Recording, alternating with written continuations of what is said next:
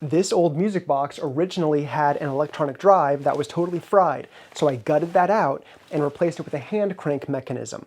This way I can play its various songs, it has interchangeable barrels, and get some more life out of it. So if you want to do something similar, here's what I did. First, I used a soldering iron to melt off a little plastic drive gear that was on the musical mechanism to expose a little 2mm shaft that I could couple to with the rest of my crank mechanism. That all will be using a 4mm shaft because there's more components available off shelf for that larger size. Now the coupling that I got was a little bit undersized, so I had to heat it up. It's aluminum, so I could heat it up as much as I wanted. Put it on the stove, set the timer, pulled it off, and pressed it on.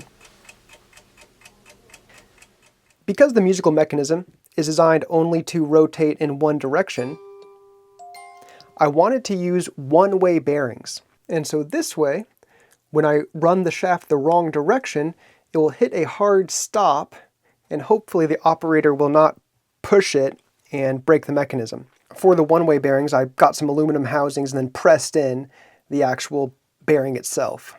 For the torque transmission from the crank to the musical mechanism, I took some 4mm shaft stock and cut it to length 3 inches.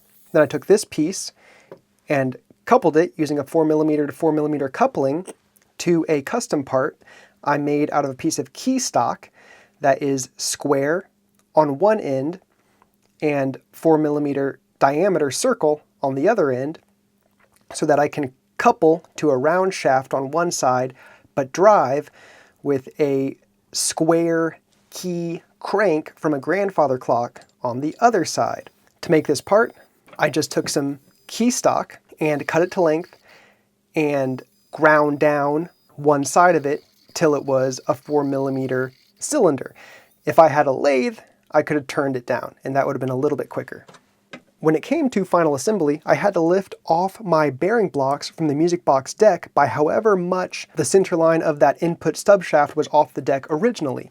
And so I took a measurement, and I was about to use a stack of washers, but decided to use just spacers instead. And then everything just goes together like Legos. Tolerance is a little bit of a nuance that I'm not going to get into right now, but if you have any questions, I'm happy to try to help in the comments. Once it was all assembled, I could transfer punch some holes, drill those holes out, and then nut everything from the bottom. And then I could crank it.